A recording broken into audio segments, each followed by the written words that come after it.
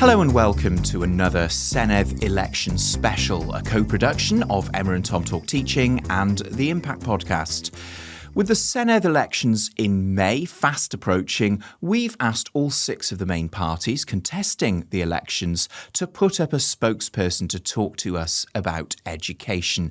Today it's the turn of the Liberal Democrats, and they've put up their leader in the Senedd, indeed their only member of the Senedd at the moment, Jane Dodds, who spoke to us about their education policy. After the interview on this podcast, you can hear post-match analysis with me and Dr Gareth Evans, Director of Education Policy at the University of Wales, Trinity, St David. And over on the Impact Podcast, Jane and Finola will be unpacking the interview from their point of view. So first of all, let's have a listen to that interview with Jane Dodds. Welcome to the Impact Podcast in collaboration with Emma and Tom Talk Teaching from Cardiff Met. And our very special guest today is Jane Dodds, who's Senedd member for the Liberal Democrats, the only Liberal Democrat Senedd member for Mid and West Wales, who's joining us today here and can be talking about education. Lovely to be here. Thank you very much for allowing me to join you. Diolch yn fawr iawn. I'm really honoured to be able to talk to you and to hopefully explore some ideas. So diolch yn fawr iawn. Thank you very much. Well, thank you. And of course, being the only Liberal Democrat, you are a spokesperson on everything. So we'll bear that in mind. So we wanted to start with standards of attainment. So standards of attainment in Wales, we know, are not where they should be. And PISA has put Wales at the bottom of the 4 nations. Eston's annual report describes the impact of planning for literacy in all phases of schools as remaining too variable, and the teaching of mathematics and numeracy as having persistent weaknesses. And Jane Dodds, at your party's conference in September of last year, you said that your party's fully costed plans would address child poverty and educational attainment. What will you commit to in order to raise standards for pupils in Wales, especially those who are the most disadvantaged? Yeah, well, thank you very much, Diolch yn fawr iawn. I think there's a couple of things that I just really wanted to touch on in terms of my background. Most of you will know that I've been a child protection social worker for 25 years. And therefore, I'm kind of coming at it from a position of recognising that there is a whole community of children and young people who are desperate for good educational standards, because sometimes that is their only opportunity to have a stable environment in order to learn. So if I just speak a little bit about child poverty and child care, we actually want a lot more funding to go into the preventative agenda and the early years. So we have a fully costed policy that looks at how we can fund free childcare, high quality free childcare in an environment that is stimulating, that has qualified professionals from the ages of 9 months to 4 years. For 30 hours a week. So through that, we feel that, well, we know that the evidence tells us, and this is really important, isn't it? It's about evidence. The evidence tells us that children will enter then school in a better place. That makes perfect sense. They'll then have the opportunity to attain more in education. But child poverty also will be addressed. We've got 31% of our children here in Wales are living in child poverty. And the other thing is that it allows parents to work. And that means that the income of a house will hopefully increase. The stimulation levels will increase as well. So that's what we're committed to. And that's what we're talking about. Those are part of our 3 priorities as we go into the Senedd elections. And what about the children who are currently at school, or the children who are experiencing their early years right now that come the election will be entering school? What are you committing to in terms of the quality of teaching or any other options to raise standards in schools? Well, we definitely need to see more qualified teachers in the classroom. We need to ensure that they have, this is what is so important, isn't it? That we have a teaching profession that is absolutely recognised as needing good pay levels, attracting high quality people into the profession, that we see a range of people from a range of backgrounds having those opportunities to come into schools. It is much of the time about teachers and the staff, and we need that ratio to be really clear and reduced to what it is, and it's variable around Wales, I know. I've just finished being a governor at a primary school here in a very rural area in Powys. We need to make sure that we have good school buildings. That's really important, because if you have good school buildings, then everybody wants to be part of that environment. And I will say that Kirsty Williams, when she was the Cabinet Member of Education, we had the 21st Century School programme here in Wales. We need to continue that on. And absolutely, we need to make sure that we have those good teaching standards that are about mathematics teaching, that's about phonics, that's about reading, all of the issues which I know have been raised both by Impact but also by our National Union of Teachers and our teachers' agencies as well. Well, on that question of reading, obviously, I'm sure you're aware that reading has been in the news a great deal, especially in Wales. In terms of reading, what do you think should be happening in schools as a part of your policy in terms of the teaching of early reading? How should that happen? So I think I've got a few thoughts, and it's National Reading Year, I think, isn't it, across the UK? So we're hearing a lot about this, but it absolutely needs to be foundational. And it does go back to my early issue, the thing I said right at the beginning. If we have that opportunity to have high quality staff looking after our youngest children, and also working with parents and family in order to allow them the opportunities to read with their children, then that's critical. But we can't just rely on volunteers or the opportunity to work with parents or carers. We have to have a foundational programme that looks at how we can read with our children, how we can look at the research, and I'm not that familiar with it, around phonics, how we can absolutely help our children at a very early age, but also later on. It's never too late, is it? We must never forget that for our younger children as they grow, but also, I've worked with young offenders, and many of those can't read. I mean, it's staggering. It is really important. Sorry, can I move on now to professional learning? And like Jane's going to ask you questions. There's been an enormous shift in the way that teachers have been supported to provide the education every child deserves over the last few years. And we've got inspections moving from once every 6 years cycle to twice a cycle. We've got consortia no longer driving professional learning, and it's schools with the help of LA. And Dysgu and Adnod are two new professional learning organisations who've yet really to prove their worth. So given the very fractured nature of the current professional learning landscape in Wales, what will you do to ensure the professional learning support that teachers are provided with in Wales is really indeed the support that they need? Well, we need to see a programme that's really clearly well funded, that's sustainable, that has real clear timelines and goals. It's very clear to me as well that when teachers have the opportunity to do courses, go and learn, that there is a school then that is left struggling to fill that teacher's role. That can't be how we operate. We have to have a sustainable programme that has at its heart, as I said, our teaching staff being qualified, having a clear career progression, having the opportunities to go and do different things at different times in different places, that allows them teachers to feel that they are valued and stimulated. Sorry, you just mentioned that. Just something I wanted to pick up on. You just mentioned there that the challenge of getting teachers to do professional learning is that somebody has to cover their post. Is there something specific that you feel should be put in place to deal with that? I think school budgets, if we talk about that, that does touch on that, doesn't it? No school should ever be in deficit. And I know that there's absolute scramblings around to try and make sure that school budgets are met. And when they're in deficit, then they're punished. That just seems really cruel. Children, for us in the Liberal Democrats, our manifesto commitments are for the early years and for those who need social care. They're our most vulnerable people and our most valuable people. And they're through the professions that help those, we absolutely have to make sure they have the right money in place.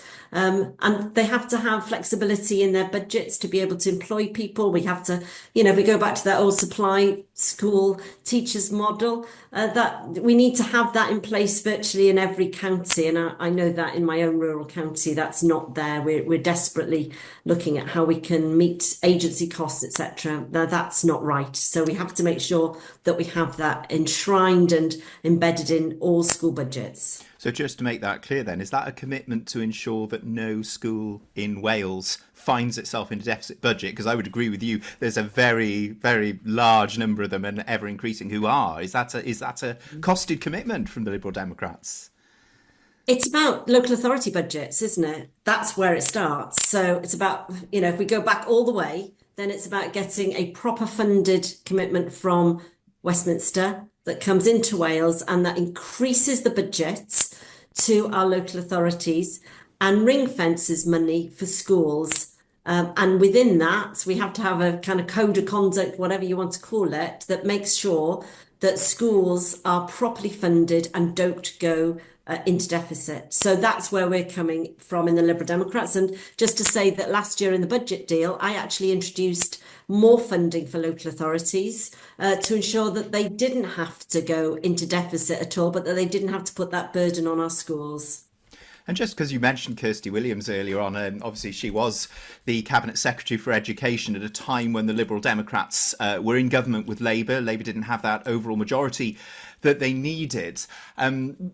Finola mentioned that, some of the indicators of school standards are not quite moving in the direction we might like at the moment. And some people have suggested that either the sort of huge workload of implementing curriculum for Wales has been part of that, but also others have suggested that perhaps the choice to give schools quite so much freedom and autonomy, strip out quite so much of the detail from the curriculum framework has led to some of these inequities. I mean, if the Liberal Democrats were to find themselves as the kingmakers again come May and potentially with a word to say about education, would the Liberal Democrats stick with curriculum for Wales as it is now, or would you like to see changes? I don't have a strong view on this, and I need to listen more to the evidence. I'm not sure we've got clear evidence so quickly. I talk to school teachers, and obviously, having just stepped down as a governor, I'm aware that there are mixed views, for definite, in terms of the changes that have been introduced. The Liberal Democrats are all about making sure that decisions are made closer to their communities and to their people. But we need to have the resources in place. And I think the curriculum in Wales, from my seeing of it, has started to make changes. But it has to be recognised that perhaps the support and the funding wasn't in place for the transition. And we need to review that. So if I was to be the kingmaker this year, then that would be something that I would be doing. Any change process needs to have the support and resources in place. Okay, so just one last question, because you've answered all of our questions extremely fully. If you have the opportunity to talk to our teachers and head teacher listeners and educators from around Wales, and there's some message that you want to send them about why the Liberal Democrats would make a difference to education, their jobs, but also the chances of children in Wales, what message would you send to our listeners?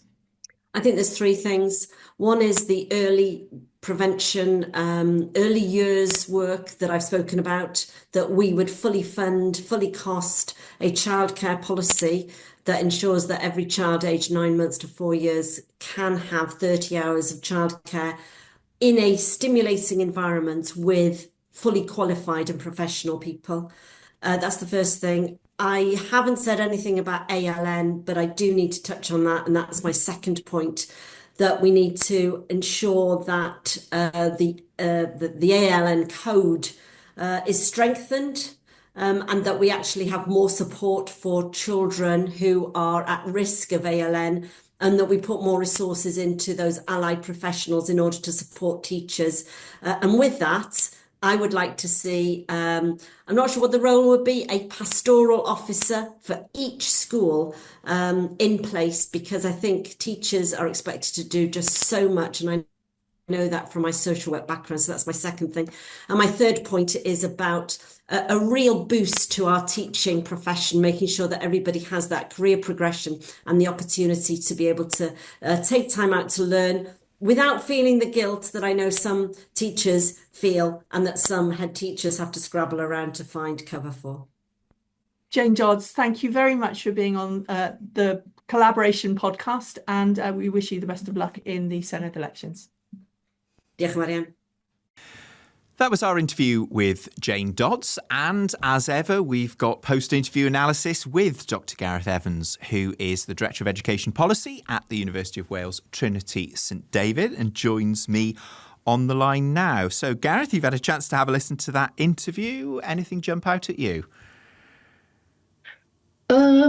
It was, I think, a competent interview, wasn't it, Tom? I think we covered, well, you covered most bases.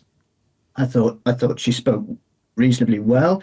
And I tell you what struck me, actually, going back through my very scribbled written notes as I listened, was that Jane, I thought, was really quite honest, which is a very noble quality in her politician.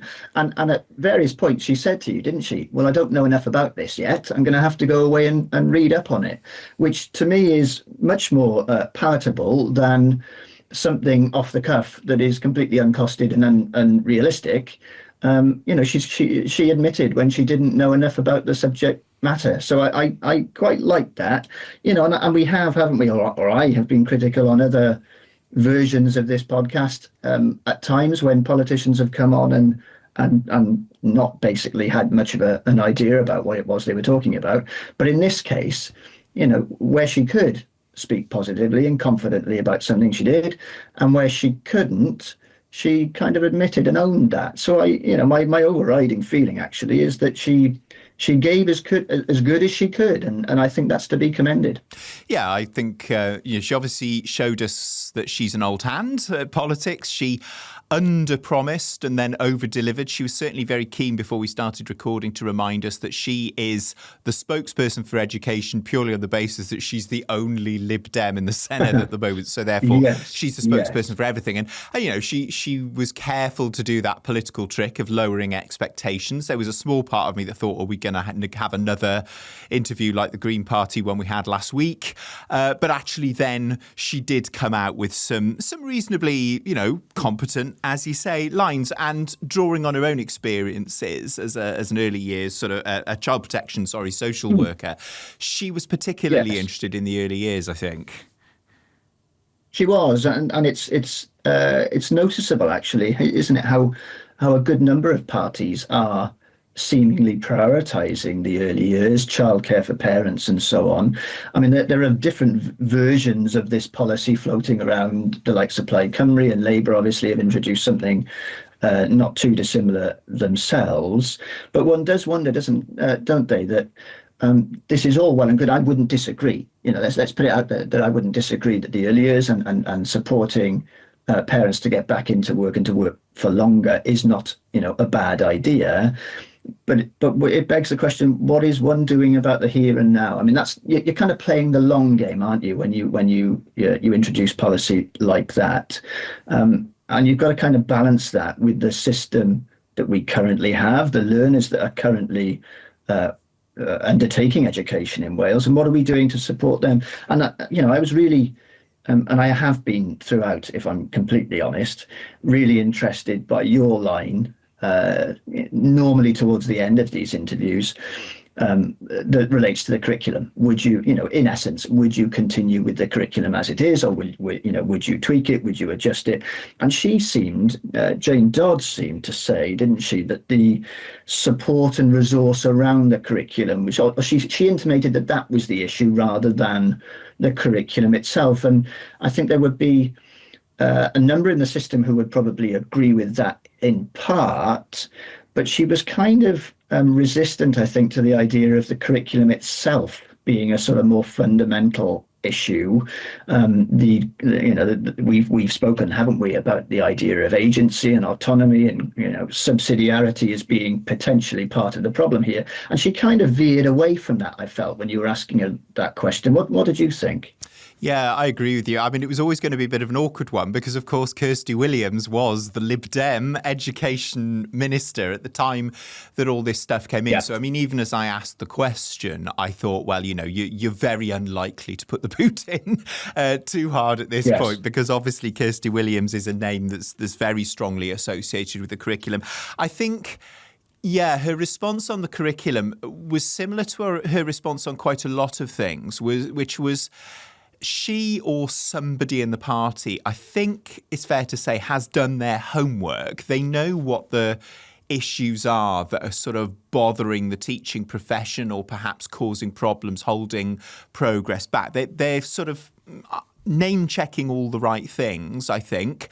But then when it comes to what to do about it, we get quite a lot of, well, yes, of course schools need to be well funded. Yes, of course the curriculum needs to be underpinned by evidence. Yes, of course we need a good professional learning landscape for teachers. But then, of course, the big sort of unspoken question is, well, what's that going to look like, or how?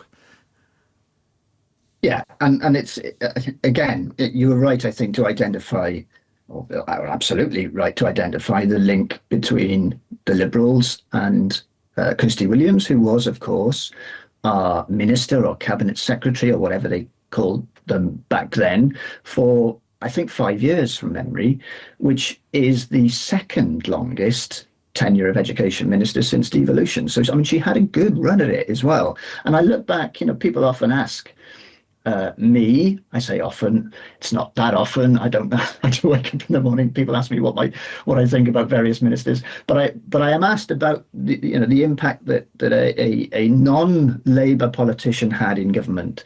And actually, on balance, I think the vast majority of people would say that she had a very positive effect.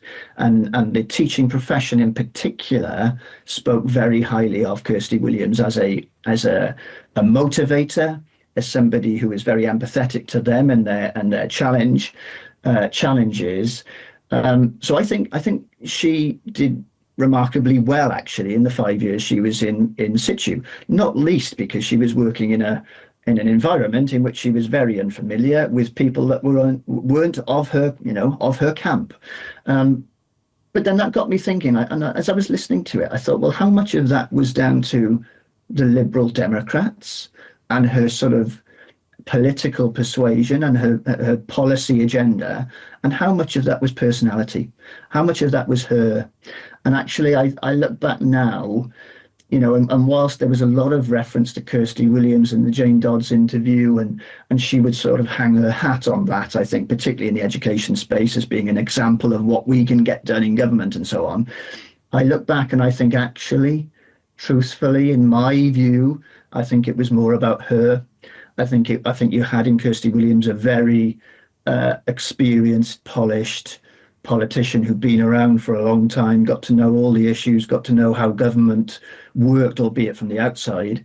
And as I say, spoke very well, I thought, to the profession, which, precious few ministers, in my experience, have managed to do. So actually, the extent to which the Liberal Democrats can claim that they have some sort of handle on education because they've been and done it, I think is maybe sort of pushing the envelope a little. I think it was more to do with Kirsty Williams herself. Yeah.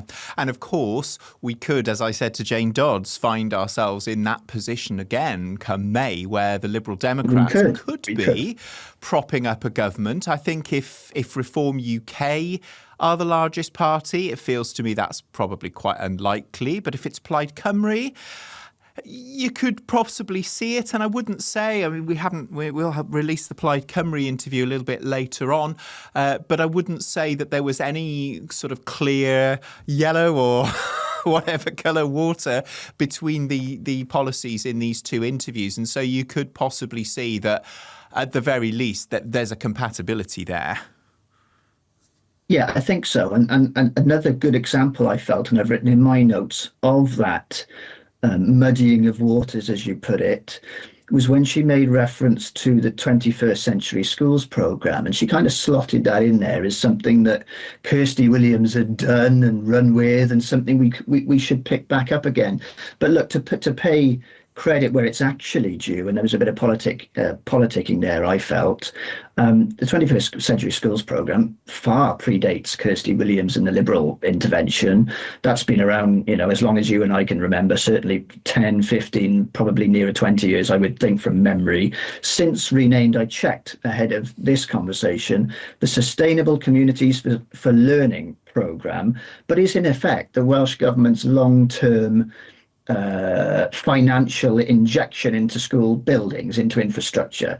So she kind of claimed it as a Liberal thing and something that Kirsty had done, and it's not. So let's be clear about what they actually did and what was kind of government policy before anyway. So you're right, it's tricky, isn't it, to navigate the party divide sometimes when education, and we've said it before on this very podcast, people come in, they promise a lot. They talk about wanting to transform the profession and free up teaching and take schools out of deficit. Again, I think something that Dodds referred to.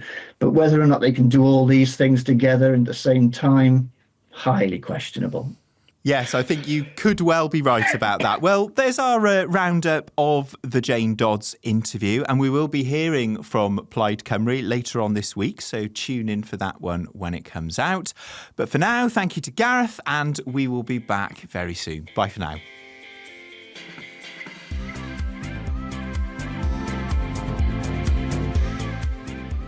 You've been listening to a Senedd Election Special brought to you by Emma and Tom Talk Teaching and the Impact Podcast. Today's guest was Jane Dodds from the Liberal Democrats, and you also heard Jane Miller and Finola Wilson from Impact Wales, Dr Gareth Evans from the University of Wales Trinity St David, and me, Tom Breeze. The interview was produced by Darren Evans.